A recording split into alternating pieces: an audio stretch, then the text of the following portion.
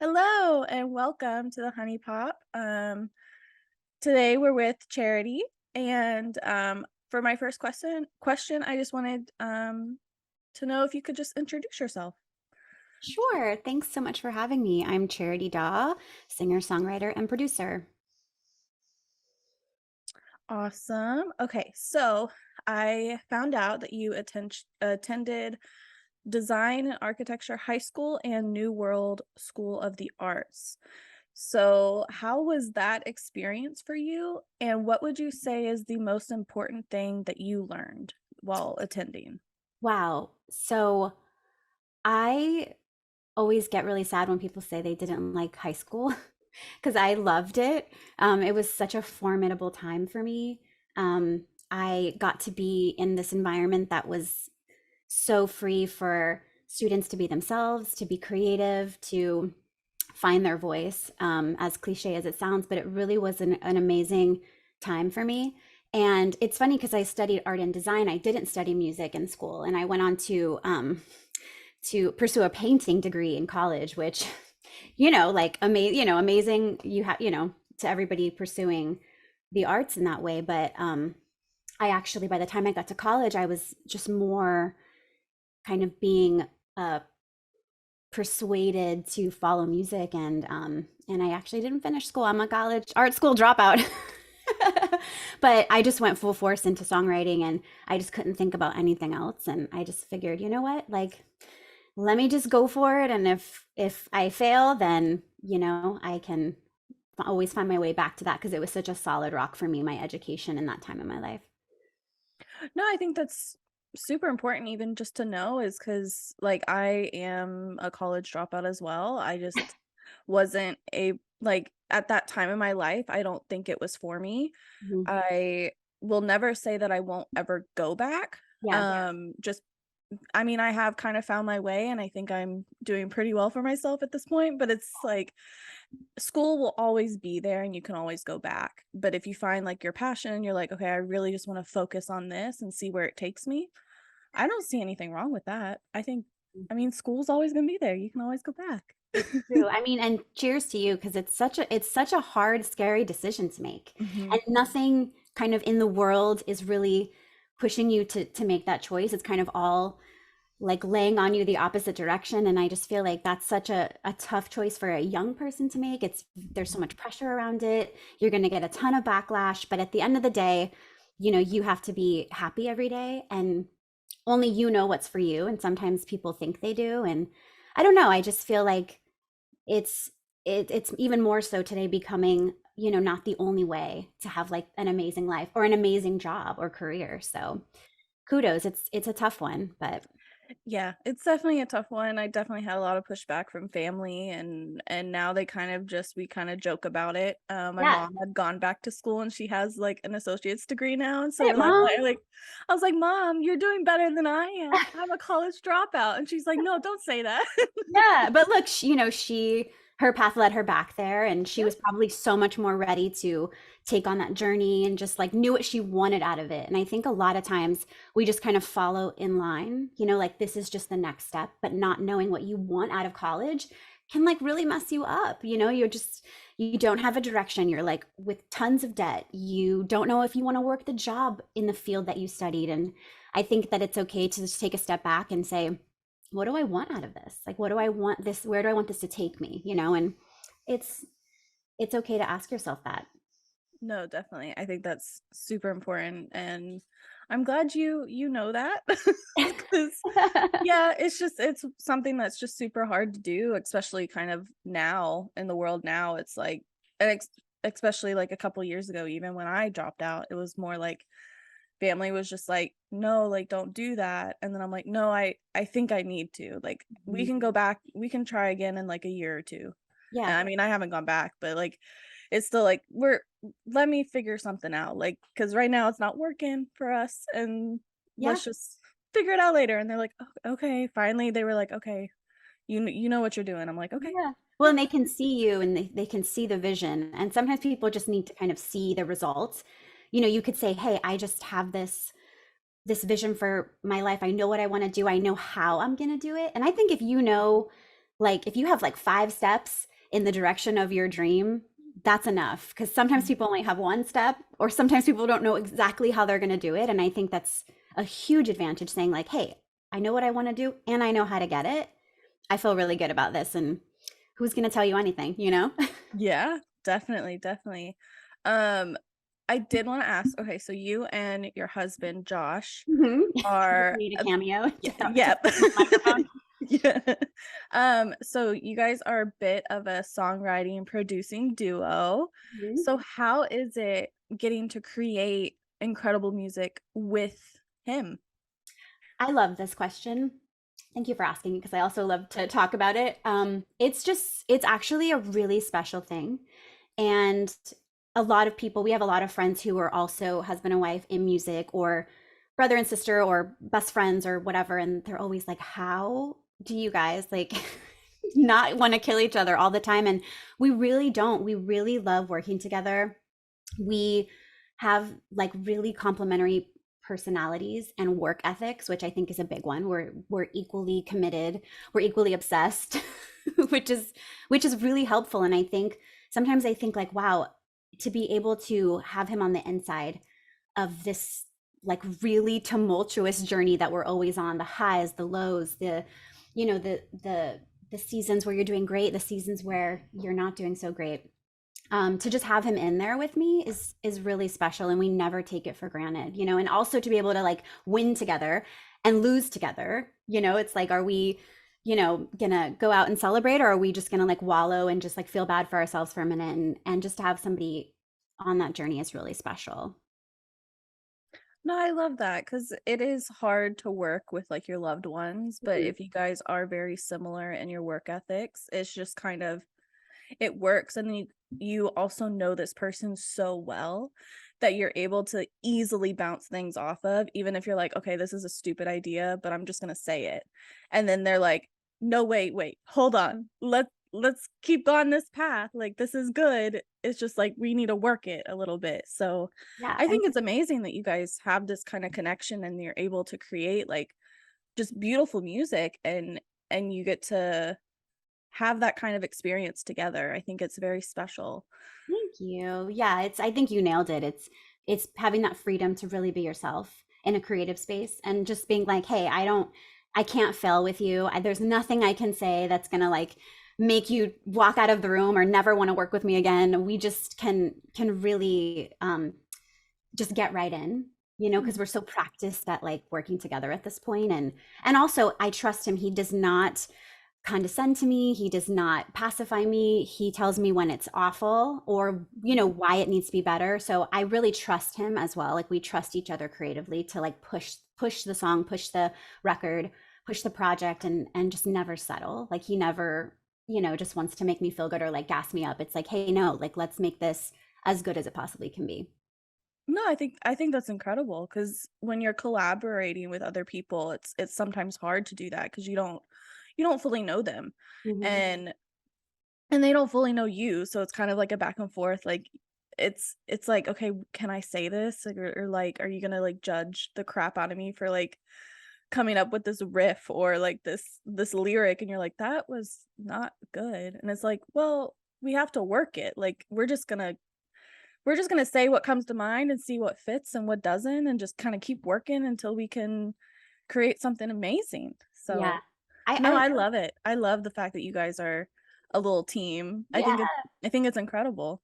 Thank you. Yeah, I think in that scenario, no matter who you're working with, if you're with somebody that intimidates you, somebody that's just way more successful, somebody you respect, or somebody who, has a lot to learn from you, I think just say it. It's always better to just get your ideas out, be free flowing. Sometimes it's just that like initial start, and it just opens up, right? It's like an icebreaker. Like somebody else will be free to say their idea, even if yours never makes it's on the cutting room floor. It doesn't matter. It's pushing that energy, that free flowing energy. And I think it's hard. And once you like take that leap, you just kind of get into it, and everybody is just in the flow, I think you're going to get a better song. So I would say just always dare to suck. Just go for it. No, 'cause like, I think that's so true, and it can be applied to everything. Like, even with the stuff that I do at the Honey Pop, sometimes I'm like, this might be a stupid idea, guys, but I'm just gonna say it because I'm thinking it. And they're like, wait, that's not fully stupid. Yeah, Like, let's work with it. Let's there's see if we something can kind of, there. there's something. And then, because sometimes I'll say something and they're like, wait, I had an idea. And they'll like, it'll have opened up something in their mind. And then we created this like incredible thing. And so I think you can apply that for every asset of your life, Oh yeah, that just say something even if it's stupid. Like, just I start. don't I don't really think there's any stupid ideas, honestly. I think it's just something that's not fully fleshed out. Totally, totally. Yeah, I think that's Yeah. great advice for any creative.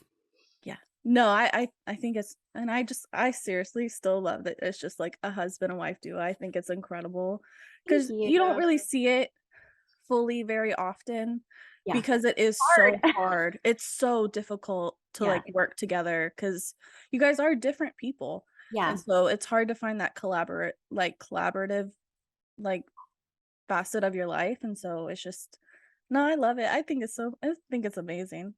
you. And you're really just kind of like slathering on a whole nother layer to your marriage because there are a lot of emotions and there are a lot of ego and things. And there's been times, because we do things separately as well as creatives, and there's been times where like Josh is doing really well. And early in our careers when we were just trying to figure out our thing, like he kind of seemed to hit the ground running, and I was kind of like, wafting a little bit and trying to find like an open door. And it really affected us. Like I was like emotional and upset, and I felt like he was just like hitting the ground running and not looking back and not considering that I was feeling, like left out or lost or confused. And it really tests us, in terms of, hey, like we're together, but also we're separate people. And also what's good for you is good for me. And I want to see you succeed. And it doesn't matter if like you take the front on this one or I take the back. And luckily the past couple of years, we've been really shoulder to shoulder, just kind of walking into our season of, I think we're, in a really good season for us. So that's been great. But in the beginning, it was really tough, and it took a toll on our relationship for sure. But it's so good that you guys were able to kind of navigate it and kind of come out on the other side. And it's like you knew that you were partners, like you are true husband and wife, and it's like, okay, well, that relationship is super important. And so we got to figure out what's going on, and Hmm. we're gonna get through it. And look at you guys now. Like, it's Yeah. incredible. Like, you are collaborating with just like incredible people. You have so many projects coming out, and I got to look at a few like pretty much names of kind of who you've been working with, and I'm like, oh my gosh, these are like huge people. Like, what? How did I not know about y'all before? Like, it's incredible. Well, thank you for saying all that. Yeah, we feel really blessed to be able to work with people that we love, and people that I used to not used to, I mean, but like I grew up listening to or Mhm. remember when their career first started, kind of meeting them where they are. I was on American Idol like in the beginning, like I was a kid and it was kind of sloppy. And I remember getting eliminated kind of in a vital round, and just always feeling um like this was just kind of a blip. And it's something I don't even talk about now in my journey, which is so funny because it felt like, oh, this is like the only way to like make it in music at the time, right? It was like the Mhm. biggest show on TV. But it's so funny because I have worked with so many American Idols in Mhm. my music journey, and every time my path crossed with one of them, it just feels so kismet. It feels like, um I took a completely different road, but we're in the same studio today. Mhm. You know what I mean? Like, I was like I was like a big loser back then in terms of, the show, but every time that happens to me, it reminds me that my path is like unique to me. And I'm like, I found my own way, which is really cool. No, and that's so true because it's like it might not work out at that time. Mhm. And I believe a lot in like timing is essential and stuff. And so it's like you might be the most like really, really talented and incredible, but like that timing was just wrong Yeah. because of outside effects or anything. Like maybe there was just someone who was a little bit better, Hmm. who was able to kind of grab attention a little bit more. And unfortunately, it meant that you got eliminated. But then look at you now, and you're like, okay, well, but I'm still here, guys. I'm still Yeah. kicking. Like, I'm now in the studio with you. Yeah, yeah, and you're, like, totally singing my song, and I'm, like, giving Yeah. you notes, and, Yeah. which is so it's so fun, and it's true, it's like you always think you're ready for prime time, right? Like, you have to have that. You have to have that mentality of, like, "I can do this," and even if you're not, sometimes a little bit of that really helps Mhm. propel you forward, right? And you look back and you're like, "Dude, I was so not mentally, like, my skill sets, like, everything was not like where it needed to be in that moment, but it's good because it just gives you a little grit. You get like pushed down and you come back a little bit stronger. And I really needed to get like beat up for a decade. Metaphorically, I needed to kind of like get pushed down and really forge ahead. And that muscle has served me really well in this time in my life because things did not come easily for me. I feel like I'm somebody who's had to push and work very hard for every single one of my successes, and I'm sure anybody would feel the same way in a sense, but I did not experience like any huge windfalls early on in my career. It was just like step by step, day by day, and I'm really grateful for that because it really, I think it's given me the stick to itiveness and hopefully the longevity that I dream about to have this career for a very long time. So No, I completely agree. And I think it also helps you like you fully know that this is what you want to do. mhm, Like no matter how many times you get kicked down, you're like, but I still want to do this. This is my dream. And you're still here and you're still like, okay, well, we're gonna make this dream a reality. It's gonna be hard for a minute. I gotta run uphill, but we're getting there. yeah. Like, and we'll get there. And then it's yeah, I guess my next question is when you're working with other people and you're working for yourself, how different is it when you're going into the studio? Like, do you prefer a specific way? Do you prefer writing for others or do you prefer writing for yourself? I I feel like it's easier to write for others because you kind of have, it's not as vulnerable because you're channeling their energy, their voice, or the scene, or the character. Because we work a lot for television and movies, so that's really easy because you just get to be a character. You get to kind of like, whereas if you're writing from your own perspective, it's a little bit more vulnerable. Um, but it's also, I think, necessary no matter what type of songwriting you do. I think it's really important to just be alone with your voice, even if it's just for practice, because ultimately that's what you're still using your own perspective, your own voice. No matter what you're doing, you're filtering it through your kind of lens. And I think that it's really important to take time and just be alone with your voice and write songs for yourself, with yourself, by yourself, because it really helps to strengthen a muscle that you use in every single type of writing. I really like to write alone. I had a baby 15 months ago, and we've had to do a lot of volleying back and forth with our tasks. Whereas we used to be able to spend endless hours in the studio together. Now it's like, hey, we have to divide our time a little bit more. And I've been writing alone so much the past year. And it has been so nice just to like not, after years of collaborating, to not have to worry about any outside voices and spend some time with it. And then, once I get to a place, bring in my collaborators, bring in, the producer or the music supervisor, whoever I'm kind of writing for. So yeah, I think both are equally important, but I would say be alone sometimes. It's really, you'll always make a discovery.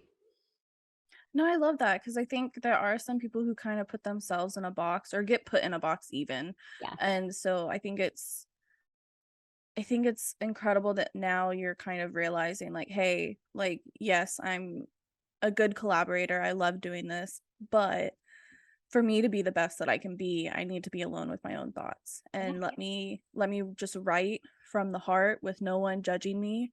Let Hmm. me get real comfortable and see what comes out. Yeah. And then you can kind of use that to be like, to go to your collaborators and be like, okay, hey, this is what I've kind of come up with. And you don't have to be as vulnerable with them because it's already kind of written.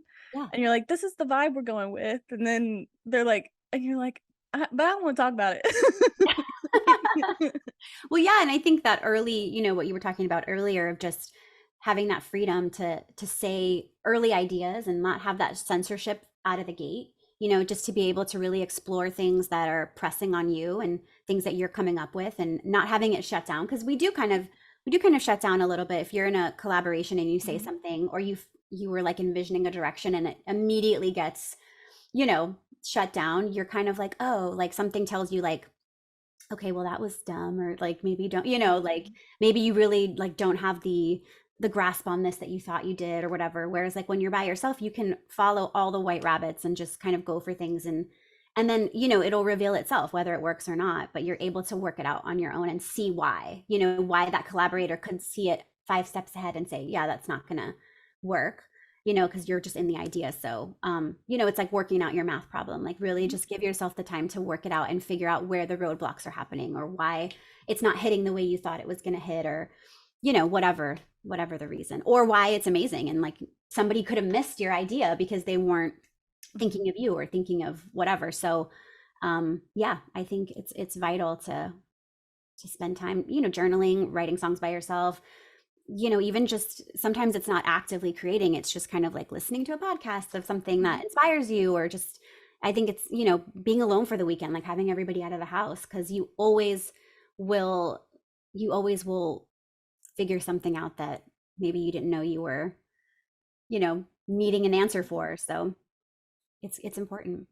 No, I love that. And I think that's really good advice for newer artists who might not know because this is a hard industry. Like it's tough. Even me being like on the outside, I'm not a songwriter. I don't make music. Like I just write about music Yeah. because I love it so much. I think music is incredible. It moves people.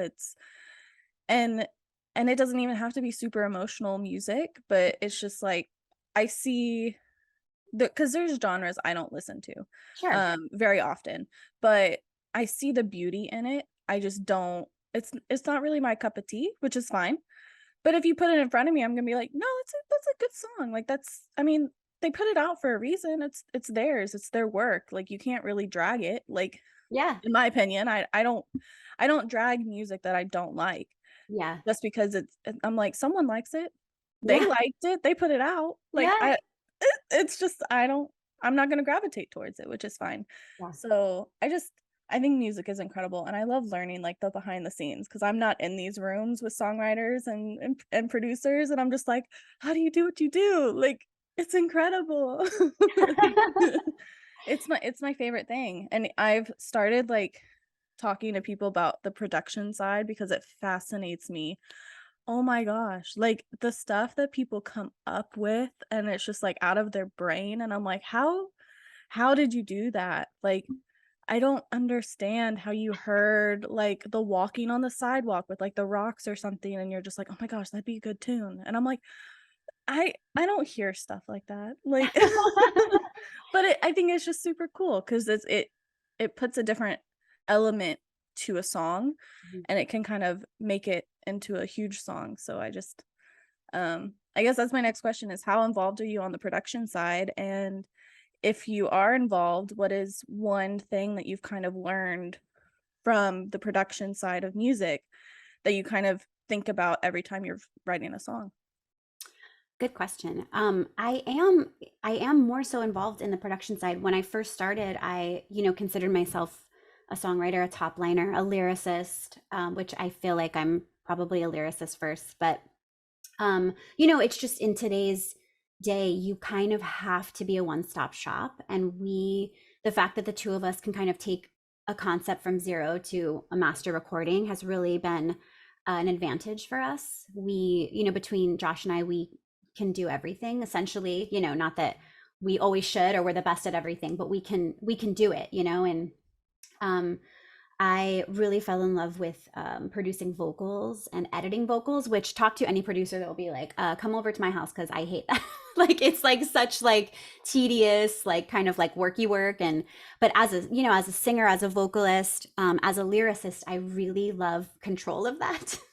Because I feel like I can really, you know, in the studio you're capturing the performance and it's just kind of you know, happening and it's coming fast, and then to sit with it and find all of those like magical moments and be like, oh, like I love the way they like said this word, or I love the breath here, or I love how it gets quiet. And then so I do that on almost all of our productions. I produce the vocals and then I edit. And then also just from like a conceptual point of view, you know, I feel like I can hear, you know, what needs to happen. And Josh is so open, he'll like always explore my ideas, even if, you know, it doesn't end up working, or if I'm hearing a sound, or if I'm hearing it a certain way. It's nice to have him kind of right there, because I'm able to, you know, if I'm not physically able to do it on the computer, I'm able to see it to fruition. And I feel good kind of telling him those things. Whereas like maybe another producer I'm not as comfortable with, I wouldn't be like barking like, hey, like take a look at that kick, you know, kick drum, like because you know, they, I think people, that producers, that that's really what they do, or you know, they like to kind of take it and do their thing after the song's written. So we're just so inside every step, you know, from writing to, and sometimes it's being produced while we're writing because we're just hearing things at the same time. Sometimes we just write a song and then we add everything, add music afterward. Sometimes it starts with a full production and we like write the song over it, which is, it's all fun and it's all ways to get a great song. I don't really believe that there's one way to do it. You know, a lot of purists will tell you like you can never write a hit like you know, with a track first, you have to like write the song. And I think that that's been proven so many times that it's not true. And I think that you can arrive at a great song a lot of different ways. But I just want to keep learning. I think I just never want to be satisfied with my kind of like what I do. You know, I would love to be able to eventually do the whole thing by myself, you know, not that, again, like it's amazing to have people who are the best at what they do kind of touch the song in different stages. But I love to have an understanding of every part because it's important for me to be able to speak to it, you know, whether it's a client or an artist, to be able to talk about every single part and understand every single part. I think is really important, and not just be like, oh, that's, you know, the song is written, like go talk to the producer, or you know, just kind of having a little bit of a grasp on all of it is really good. No, I agree because it is kind of your full body of work is even if you don't really like, I don't know what the elements are called. Like I Yeah, just know when I can hear something and I'm like, I know that was an element someone slaved over for a minute. Like yeah, I know that that was there for a reason. Like so I think it's incredible that you're still like, I don't know everything, but I want to know. And yeah. I want to build that skill set. It's like I know what I'm good at, but Hmm. I still want to learn and I still want to know what I'm talking about because then you're just able to talk to people Hmm. and it doesn't even have About to be your work. collaborators. You're still able to be like, well, I know what I'm talking about. I know why we did this. Like I know why this is there and I know we wanted this big sound so we added like the kick drums or whatever they're called. Like you so you know what you're doing and then people are going to be like, "No, like that was you explained that really well." Like so I think it's great that you want to kind of know cuz I know some people they get scared. Hmm. And I know I've been that way too cuz it's like I don't know what I'm doing. And it's like, but that's okay. Like not everyone is 100% at everything. Yeah, And it's completely fine. That's why you find specialists for if you have, like, a very specific thing in mind, you find a specialist who can do that. yeah. And and then you also hopefully they'll kinda teach you along the way and even just explaining what they're doing, Hmm. and then you kinda like, "Okay, now I know. Now Yeah, I know, like, why we're doing this." So, yeah. And it yeah, just empowers you, I think, just to feel as, you know, confident as you can when you sit mhm, down to work, and not feel like there's any part of the process that's you're being shut out of because you just don't understand it. And I mhm, think for me, it's just understanding, you know, if even if I'm not physically gonna like spend 16 hours a day like learning how to tune vocals, like I understand the process, I understand the software, I understand what I'm hearing, and I have a basic knowledge of music theory, so I understand, what notes are rubbing and why. So I hate when I don't understand something. It just makes me Mhm. feel, like a little less empowered to do my job. So, And then also if you know, if you're able to understand to an extent, like I know why this is happening, you can explain it better to the producer who's working on it mm, and say, "Hey, this section, these notes are just not working. Like this isn't, or like this breath isn't working in this spot. Like we need to figure out if we can move the breath somewhere else because it's just when you're listening to it fully, it breaks it up and it's just not like we don't want that to be broken up." And then they're like, "Okay, got you." yeah. And then so even if you're like, "I don't know like the technical terms for stuff," you're like, "But this piece is not working." And they're like, "Okay, got you, girl. Like we can do this." Yeah, no, the communication becomes so much easier. And um, a lot of times you are using words to explain something that's a sound, and it's Mhm. hard. It's hard too when we deal with a lot of clients who are not coming from a musical place.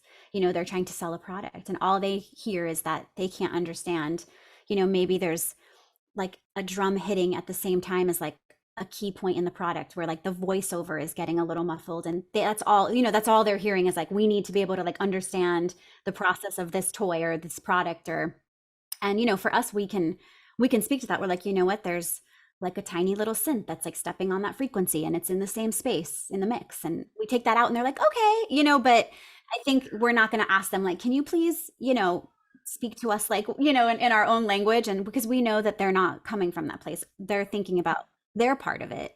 We have to know what that means, like we have to translate that, and and we work with so many people who are not, have no musicality, do not hear music like that, and it's tough sometimes because you can be like frustrated with that, and you have to just understand like what it is that their end result is supposed to be, and just cater to that. It's not about, sometimes it's not about your taste. A lot of times it's not about our taste. Like we could love something, and if it doesn't fit that end goal, and it's sometimes it's not a romantic goal, sometimes it's like, hey, we just need to like sell this product. Like this song is serving a greater purpose, and it could be the greatest thing you've ever made, but if it doesn't hit this target, which like you just really have to take your emotions out of it sometimes and be like, no, this is about serving this client or this end goal. And um so it's really good to be able to like speak to things specifically when it comes to somebody who is maybe not a great communicator about the musicality of something.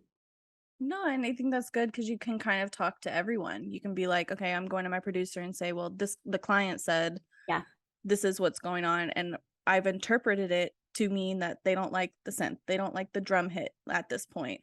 And then you can go back to the client and be like, "Okay, we've taken out the part that you didn't like." Mhm. And because you don't have to explain it, like we took out Yeah. the drum, and they're like, "I don't know what you're talking about. I just know it doesn't sound right." And Yeah. you're like, "Well, we fixed it."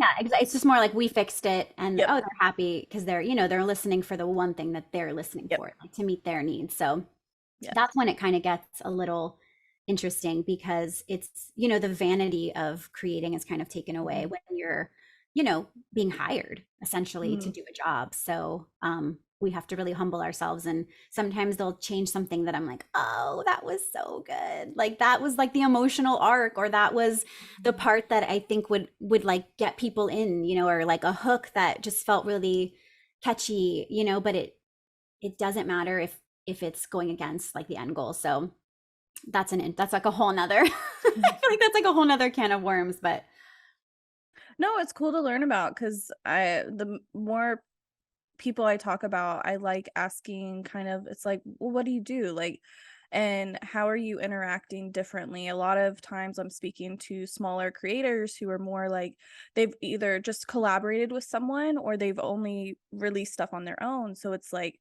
I love getting to learn about like everything, like every facet of music, because like TV and movies are a different breed of their own, like because it isn't necessarily your work. You're just hired to do a yeah, job. And yeah, so it's like your mindset? How are you when you know you're going into the studio for this thing, like what is your mindset? It's all fascinating to me because I'm not in those rooms with people. So I'm like, I just want to know.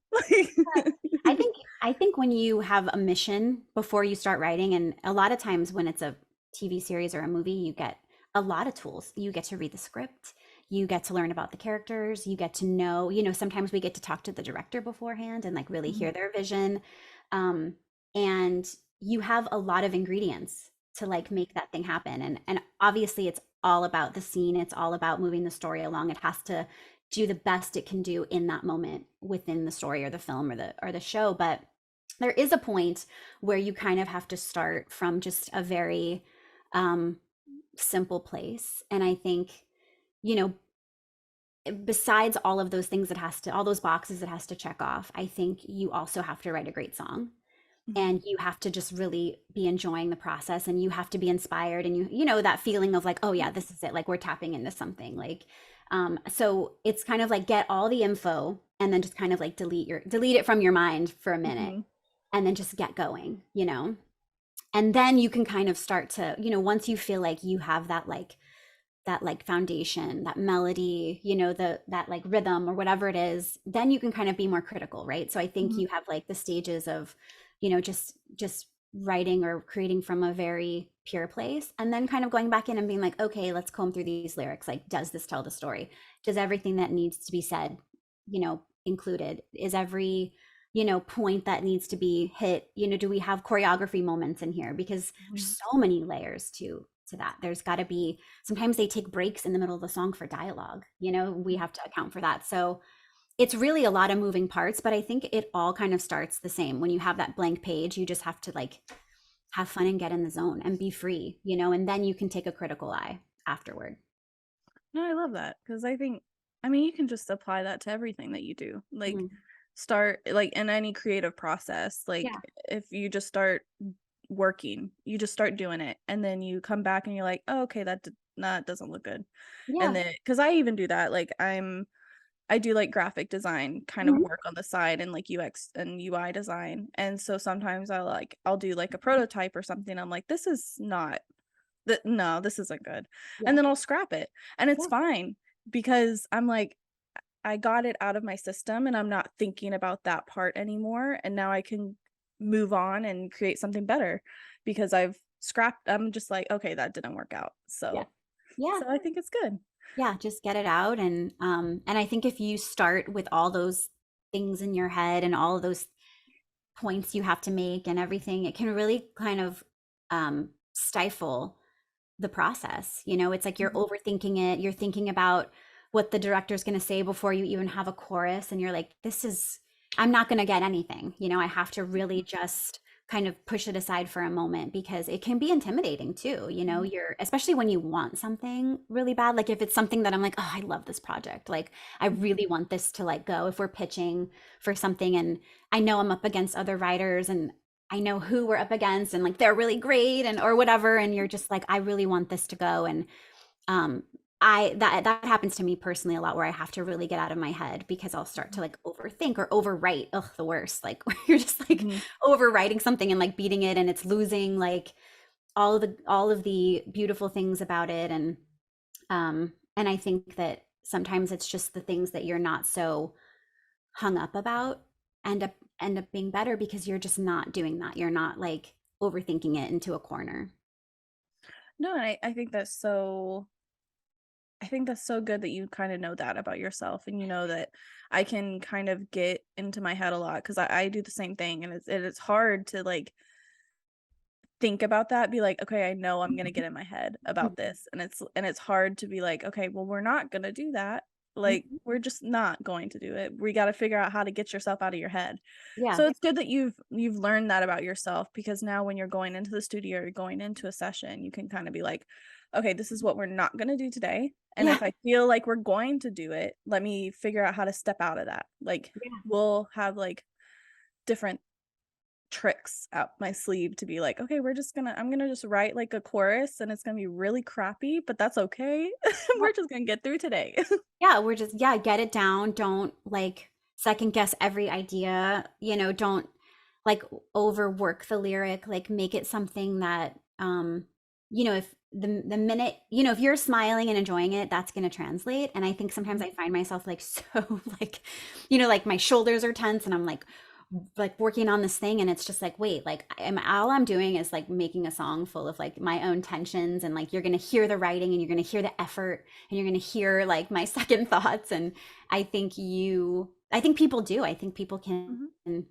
if it's something that you love and you want to listen to and it just feels good, somebody else is going to feel that same thing listening to it. So it's good to just let it go. No, I agree. Because some of my favorite music is just people, and I've learned that they were just like, I was in a room and it just kind of flowed. It just kind of came out. I was like, and that's my favorite song. Like Yeah. that was my favorite song because it just worked. Like Yep. it you didn't overthink it. You didn't take out like one of my favorite artists right now, she said she released the demo even though um she had breaths in wrong spots, she was off key, and I was like, "Well, I didn't hear Yeah. that you were off key. All I heard was the emotion that you had for your song, Yeah. and that it was just an incredibly beautiful stripped back track." Hmm. And so I was just like, I didn't hear all these technical things that you're hearing Right. because you are so in it and it's your song and you know the production behind it and you know like what's going in and you know that you took a breath and you weren't supposed to take a breath. And I'm like, I didn't know that. Like, but you Yeah. released it and it's a beautiful work of art. And I was like, well, thank you for releasing it because it's beautiful. Yeah. And she was just like, oh, like you didn't hear any of that? I was like, no, I heard nothing. Like Yeah. I just heard your voice, and yes, we did hear a crack in your voice, but that brought the emotion into the song because you could tell that you were so in it, Yeah. and I was like, and it was beautiful. I was Yeah. like, and that's why you released the demo, and so it was just like that those are my type of, like, favorite songs is when you feel the emotion in the room, you can feel, like, even, like, the singer, like, getting emotional, and it's just like, I'm like, "Oh my gosh, you feel it. Yeah. It's so good." Yeah. So And I bet that, they took that first recording and they, made it pristine and they worked it and they produced it up and they made it sound big and epic and did all the things that are probably, that we're hearing with like top artists and mhm. all that stuff. And it probably lost something and they probably listened and was like, why don't we feel the same way? And I think it's really brave of her to just say, hey, this is good. Like this is it, and put it out and not be a perfectionist to the point where you're taking something away from it because there's some invisible standard. Yeah, you're losing the sparkle when you're overproducing it and I mean, some songs, oh my I love a good production song. Like, oh my gosh, like, it's so good, and also, like, I'm always thinking about behind the scenes, I'm like, the singer might not have been the producer on this song, but there's a production artist behind it, and they did incredible, and I'm like, I wanna know their name. Like, I think it's so cool. Um, and those songs have a place in the industry. I think you can have these huge productions, it makes you still feel something, Mhm. but then there is something about, like, stripping it back fully and just letting the lyrics speak for themselves, and I think that's incredible that's the incredible thing about music is that you can have huge arcs in your songs and incredible bridges and choruses and these huge, like, production elements and these orchestras and all this stuff that make you feel something, Mhm. but then you can also strip that same song back and be like, but this is what the song is, and it's just like it's still incredible. Still Yeah, makes you feel something. So just a I just different I feeling. love music. I think it's there's just so many different ways that people create, and I think it's beautiful in every way because it's like no one person is the same. Yeah. And it is slightly overwhelming because everyone's releasing music at the same time, and I'm Yeah. like, "How do I listen to all of it at" like, I need more hours in the day. Like, No, it's such a great time to be a music maker and to Mhm. be, I mean, it's a really scary time as well, but just from a sheer creative standpoint, it's so cool. Everybody has an outlet. There's like this amazing equal playing field that like if you just put something great out and it finds an audience, like sky's the limit. And there used to be such a hierarchy, there used to be such a specific way to do it. And I just feel like now, I mean, we're seeing it all the time, like songs that would never have been heard, you Mhm. know, are finding homes and are finding these great audiences. And I just think it's really cool. I feel like, you know, anybody who has an idea, like just go for it. I mean, you have all the tools. You have all the same tools as everybody else, right? Mhm. And I think that there's never been a time in the world where that's happened, you know? So, Yeah. No, I agree because it's like some of the stuff that's on top 40 right now is stuff that we would never have heard, yeah. like, even just a couple of years ago. Oh, yeah. Like, TikTok and all these different platforms have kind of opened Yeah. everything up a little bit. And yes, the algorithm is crap, and I tell everyone I talk to, "Don't think about the numbers, don't Yeah. think like, just release it, and if it hits, it hits, Mhm.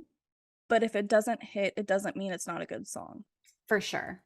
For Because sure. you do have your core group of fans. You do have people who might not have even been a fan and found it even though you only got like 2,000 views on that video, Mhm. but they were just like, "This is an incredible song," and they resonated with it. Yeah. So it's like, it doesn't need to go viral. Like, it's really great if it does, Yeah. obviously, but it doesn't have to be, and so that's kinda what I tell I'm like, because even I get down about numbers if I release something and it's just like, "Ugh, well, that didn't do well," and I'm like, "But that doesn't mean that it's not good. Right. It just it didn't hit the algorithm at the right point that it needed to." So, Totally. Totally. And I think you can't be so disillusioned by that either. I think just keep going, you know, just mhm, keep putting out content, putting out music. Because you don't know, like I always feel like, especially with social media, like it's such an iceberg thing, right? Like we see kind of one result, but like we don't really know how that reach really is, like how wide it really is going. Like we might see, oh, we've got like you said, like, okay, 2,000 downloads, but like it's going on to like several people's playlists and it's being played at like their birthday party. And like, it's mhm, just like, so it's like, it's going and going and going, but we only see such a small amount of that reach, you know, and mhm, we always equate it with like, that's such a finite number, but it doesn't necessarily mean that people aren't jamming to mhm, like something you made somewhere in the world, you know, and they mhm. most likely are. So I think that's a really cool way to look at it, you know, just say like, hey, there's somebody who's like just devouring this, you know, and I don't know them. I don't know their names. They never commented. They never hit like, they never subscribed, whatever, but they're just really enjoying everything that I make. And that's absolutely happening, you know, on some Oh, levels. yeah. Yeah. I'm notoriously bad for that, and the fact that well, with working with the Honey Pop, I'm a little bit better now to where I'm like, I'll hype people up on Twitter, Yeah. but, like, sometimes I'll be listening or I'll watch a music video and I'll leave it without commenting, Yeah. and I'm like and I'm just a silent viewer, Yeah. and I'm like, "Wait, I need to get better about being like" even if it's just a quick, like, "This was good." It's Yeah. like it's like I but I'm notoriously bad for that, is that I don't I'm more of a silent viewer Yeah, other I than the think stuff most that I people are. You know, yeah, if you're getting 100 comments, like 1,000 people might have been like, "That was dope," and just went on around their day, you know? So yeah, so I think that that's very common, and we have to remember that, like, people are hearing and listening and reading and, you know, shopping or whatever your input or your output is. I mhm, think that people are enjoying it. You know, it's just it doesn't always get back to you. And you yep, and also it's not really our business either. Like we, as creators, like we have to let that go. And whether or not people love it or hate it or listen or not, it's not our problem. So I yep, think that's another great way of like freeing yourself from that whole thing. It's just being like, this isn't my business who is doing what with it. I just my job is to make and create and release. So mhm, but yeah, I think there's people out there that definitely think what you're doing is dope and they might have just forgotten to leave a comment. yeah, that's me, and I'm trying to get better about it because 'cause I'm like, "Oh, I am one of those people," and I'm like someone will be like, "Oh, we hit, like, so many streams," and I was like, "Yeah, like, a majority of that was me, actually, because that I've been listening to it on repeat,and they're like, "What?" That's I'm like, special. That's "Yeah." I amazing. was like, "I never talked to you before, but, like, that was definitely me." I love it. I mean, like a repeat listen, how special is that in today's Mhm, landscape? Like everything is here today, gone tomorrow. Everything is like a one-time click, a one-time listen. Sometimes people don't even listen through or finish watching or whatever it is. There's just so many mhm. options, so much content. So if somebody says like I listened to this more than once, I'm just like, oh my God, like that's literally made my day. Like how amazing is that, you know, like you Yeah. have a lot of options of things to listen to, and just the fact that you felt the need to listen again, I think is really incredible. Yeah. No, I love it. And I like I've said before, I love music. I think it's incredible, and it's an honor just to be able to speak to creators in that way is because I get to kind of learn a little bit more about what y'all do day to day, and then also while promoting you guys at the same time, but it's still like I get to it's a little selfish for me because I was like, I love getting to talk to y'all and being able to be like, so what projects you got coming out? Like like I want to know behind the scenes Yeah. and that. So it's really cool. I think it's Uh, awesome that you love what you do, and you know, and thank you for having me, like allowing me to talk on your platform and share my experience. I think that's really cool as well. Thank you for having me. Oh no, like it's an honor, seriously. Like I when we got the email, I'm like, "No, wait, I want to talk to her." Like I was like this is so cool. I was like because we don't get to talk to many people who create for TV and movies and kind of that side. But you also create for yourself and you create like with your husband and it's just like I was like, I just want to know like how is it going? How's it going? Like, I love that. We're the same. Like I love knowing. I'll be the first person. I'll hear something and I'm like, I have to know who made that. Like I want to know. Well, especially if I'm jealous of it, I'm like, that was really good. Like I'm going immediately to like IMDb or, you know, like looking at hashtags to see like who's taking ownership of this project or anything, because I just love to know the behind the scenes as well. Like I'm really into um those creators that you just might not think about, you know, when you watch a musical or anything like that. There's people that just don't, that are not being displayed, and a lot of times they're really amazing. So I'm the same. Like I'm always constantly looking up who is behind something that I love, or that makes an impact on me. no, because it's like some producers, like we don't know their names Oh yeah. other than if you look in the credits Yeah. and you're just like, wait, okay, I found out this person's name and they've also worked with this person and they worked on this song and this song. And I'm like, wait, hold on. You've been in like the top 40s for the last 5 years Yeah. and we had no idea. Yeah. Like, oh my gosh, incredible. Like just some of the people who are more behind the scenes, it's like you don't get to hear their names. You don't get to talk to them. You don't because they are private and also they kind of just do their thing. They're Yeah. just like, I'm just kind of here doing creating this art with other people and Yeah. they're like, this is what I love. And I'm just like, but I want to know about you. Yeah. Well, and you know, it's funny because within the songwriting community, like we all want to know about each other. You know, Mhm. I think because it's great to have a community, but it's also you just want to know who's making the things that are successful, or the things, you know, especially if it's something you want to do. You're like, well, who's doing what I want to do? Who's doing my future job right now? Yep.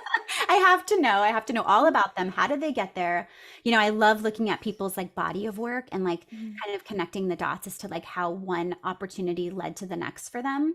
Mhm. Because I know it so well for us, and you know, for what we do, how we got from A to B and from A to, you know, M, or wherever we are in our journey right now. But I feel like it's really cool to kind of watch people, um, you know, just kind of ascend one project at a time and just be like, how did you, you know, write this like the best original song, you know, and win the Oscar this year? Like what was, you know, what was your like worst gig? Like what was your like crappiest one? You know, like how Yeah. did you, you know, get to that place? So I think it's really cool to be curious about those people, because a lot of times you might find something, you know, sometimes producers and songwriters have their own artist projects because they need Mhm. that outlet. And like you're finding like, oh, wow, they're also like really great artists, as well as Mhm. being like your favorite, like, you know, EDM producer or whatever it is.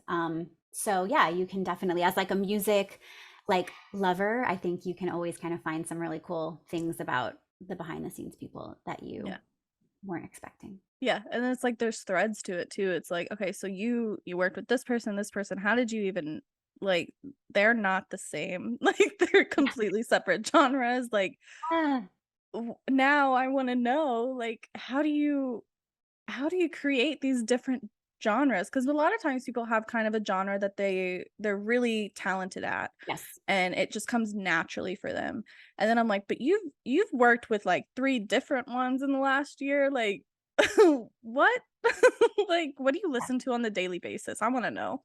Like, Right. I think especially when you do like TV, film, music, you almost kind of have to know all the music because it's just such, it could be anything, you Mhm, know, and you know, sometimes I think, and we have to remember this, like we're not going to be the best for every single job. Like there are people that just do that thing and like they're just like chef's kiss, like that's their thing. mhm, Um and I think it's really okay to just like have your strengths and just be so dope at those things and not feel mhm, like I have to be everything to everyone. But I really love that about working in film and TV is that not every song we write is the same. Like some mhm, days we have to write, you know, like a slick pop, you know, bop. mhm, And then some days we have to write a song that a singer-songwriter is supposed to be writing on screen. And they're not, mhm, you know, they're like messing around with the notes and the song is not formed yet. So we're actually deconstructing a song to make it look like it's being created in front of your eyes. And it's a folk song or whatever. And like, mhm, that's just so fun that we don't get stuck in this kind of sameness. Like we, every day we're just like, what challenge do we have today? Cause that it's really what it feels like, mhm, you know? And I think it's really great to nail it, especially when it's something that might be outside of our comfort zone, you know, cause it's like, okay, like this is something I didn't realize I could do. And I'm gonna like, I want to do more of this, you know? Yeah, no, I think that's incredible because it's your work day is so different every day and it makes it fun for you and you're like, I'm really excited to go to work today. Like I'm Yeah. excited to figure out what we're gonna do. Um, so I think that's incredible. I do want to ask though, saw that you worked on the Descendants trilogy. And I know that I'm not their target demographic, but I grew up on Disney Channel and Disney. Oh So yeah. I still watch pretty much most movies that come out because like I'm still a Disney kid. Oh yeah. And so I found I saw that you worked on that trilogy and I was like, "Oh my gosh," cuz those soundtracks like amazing. So I want to know um what was your favorite part of creating because Disney is just so different than everything else, I think. And so I'm like, what was it like? Like, and what was your favorite part of creating for Disney itself? Um, so I've done quite a few things for Disney at this point, like Disney Channel, specifically. And it was funny when Descendants, the first one, kind of came down the pipe. It just, you know, it we didn't think, oh, this is gonna like be, you know, going to the stratosphere like it did. Like we just were like, okay, cool. It's like another project. Like we didn't really initially treat it differently than we would anything else. Like we were just like, we got a chance to pitch for the finale number and it looked epic like this. And you know, I read the script and I was like, this is really good. Like this kind of, it felt special. Like you're reading it and you're like, oh, like this is gonna be, a lot of people are gonna like this. Like it has classic Disney, it has modern Disney. It's all the stories in one with like, and you know, except for like they're turning it on its head and making like the girls like just badass and like it's just so cool. And I was reading it and I'm like, this is gonna be really, this is gonna be something. And so we were really excited to write the first song that we wrote for it. We just felt like it was gonna um, be a good movie. And Kenny Ortega was directing, and he everything he does becomes like iconic in some way. So, and he's a Disney Channel legend, you know. So we just were like, this has all the ingredients. And then when we saw the cast, who at the time were all like pretty much no names, like they're all like superstars now, and we were like, oh, this is gonna be really good. Like the kids are great; they all can sing their face off, which makes our job really fun. Because you know, like I don't think it's a secret, not every single Disney Channel star, you know, is a Christina Aguilera. And sometimes like the limitation in vocals like can be a little interesting when you want to just make something that really goes for it. But all these kids are such great singers. And um, yeah, so we were so like happy to have gotten it. You know, I know we pitched against some, you know, some real contenders in terms of like Disney Channel. I know they went to certain people who they felt they could trust with the material. So that was really cool. And then when the second one came around and they asked us to right for the opening number, we were like, well, how are we going to beat like Rotten to the Core? Like, I'm like, it's so good and it's so iconic. And how are we going to make anything that like feels as, as good? Or our friend Shelley Piken wrote that, who's like legendary, like hit writer. And like, we were just like, this is kind of a tall order. Like, this feels like maybe can you give me something in like, the intermission? Like, let me try pitching for like, I don't know, one of the songs in the middle of the movie. But it just kind of came out. I felt like I was like really ready, you know? And I had really studied the films, and um it just kind of came out, and we didn't rework the song a ton.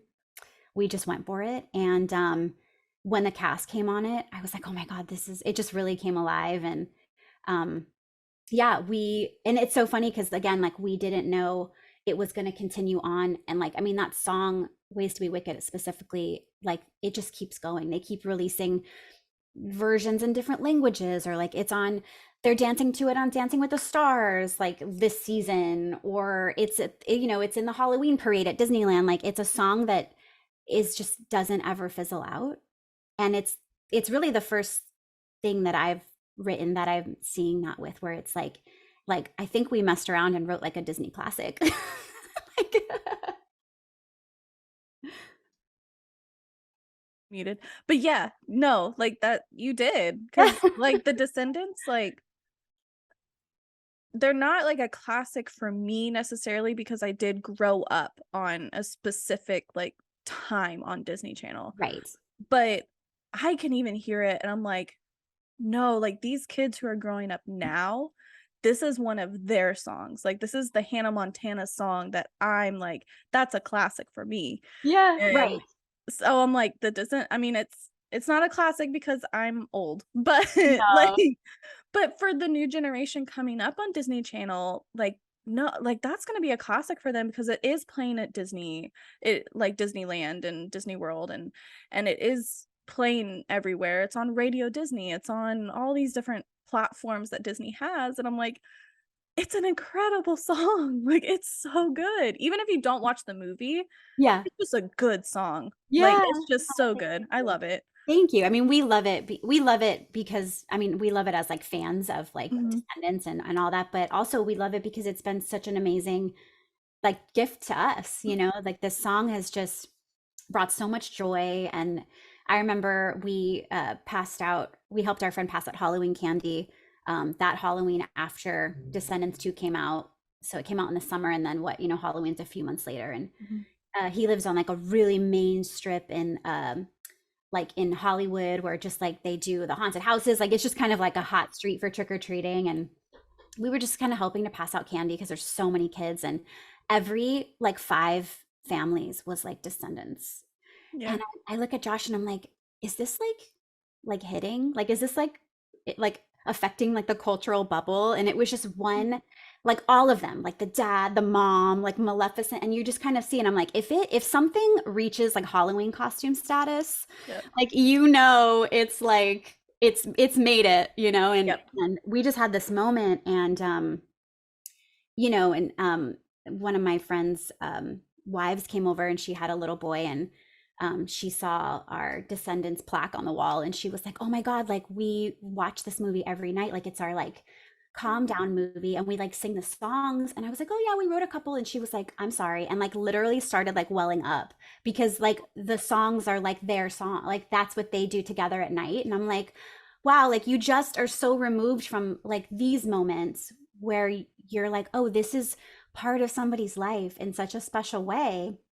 And like it just happened that she had seen that, so I would never have even known that about them had Mhm. she not told me. And I just feel like there's certain times where you're like, this is really cool. Like this is worth like the 10 million rejections, like the thousands of songs that nobody ever hears, like Mhm. all the false starts, all the failures, all the setbacks. And you're just like, if you just write one thing that like brings people to tears Mhm. because it's a background of like a memory, a core memory, like dope, like I'm done, like No, I think it's so cool because it's like you are working for Disney, so you do kind of get that more reach, but it's like I don't know. I just think I don't know. I think Disney is incredible. And that trilogy itself is just like one of my favorite new Oh yeah. things that Disney has done, just because it's still kind of nostalgic. It's still kind of like that. I mean, it's Kenny Ortega. Like I grew up Who's watching. amazing. Like he's Yeah. a freak. Like he's genius, and working beside him in the studio and watching him do his thing, I'm like, "Oh, this is how the magic happens." Like I mean, he was even like directing them in the recording studio, like as if he were on set and getting these performances out of them. And I'm like, "Wait, this is kind of like something that we do, but he's doing it like from a director's point of view." Hmm. And I'm like, this like and it turned out amazing. Like he just knew how to get those characters out of them, even like without the castle, without the makeup, like they were just like this, like just singing into a microphone and totally becoming the moment. And that was such a treat for us. Like we feel so lucky to, not only to be a part of those films, but like the people we got to work alongside during it, like we felt like we had like won a raffle, and we were like, like just led on to set. No, I think it's incredible because it's like you get to meet these people. You get to meet like Kenny Ortega is like just a household name in the Disney scene, just because I grew up watching his projects like High School Musical and all these different just incredible things that he's done. And at first you didn't even know really who he was until they finally were like, this is the director. And I'm like, and then his name's on everything. And I'm like, whoa, like your brain, Yeah. like incredible. And so you get to experience and you get to work with them and you get to kind of sit in the room and you get to learn from them, Mhm. even if they're not sitting next to you and be like, this is why I do what I do. You get Right. to kind of watch and you're like, oh, so that's how the magic works. Like Yeah. that's what happens. And then you can kind of take it on and you're like, wow, like now I kind of know. And I think it's incredible. Yeah. No, very cool. Yeah. Um, but yeah, so we're kind of coming towards the end, but I want to know about um any other projects you have coming out or anything that you want to like plug or um anything like that. Well, it's funny you say, as a Descendants fan, there's something coming out that I think you and everybody else will really enjoy. And I think it's okay to say it because I think they announced it at D23, but there's a new film in the Descendants universe that's coming out, a full musical. And I think it's going to be really amazing. And I think it's going to be like kind of like for the next generation in a way too. Mhm. Like it's kind of this new crop of um, Descendants characters and like other stories in the Disney universe that we haven't seen, Mhm. in the Descendants world yet. So that'll be really fun. It's funny, a lot of stuff that we work on we're like not allowed to talk about because we're like under NDA. So there's a couple of things I would love to be like, oh my God, this is gonna be so cool. Mhm. But we're just, not at the liberty to say. But yeah, we're always working. And we're always working on multiple things at once. So we definitely, and I try to be really good about like sharing our projects on our socials and things, and sharing clips and all of the different things that we work on. So I do try to share and let everybody who cares about that kind of thing, know what we've got going on. Awesome. Well, I'm gonna have all of your links down below anyway, so people can kind of keep up with you. Yeah, I'm personally excited about the Descendants, like just because I am a fan. I I think know. it's just an incredible series. But we will definitely be keeping an eye out on all future projects. And but Yeah. yeah, I'll have all your links down below. And just thank you so much for joining us. Like I think I've loved getting to talk to you. I think you're incredible. Oh, And likewise.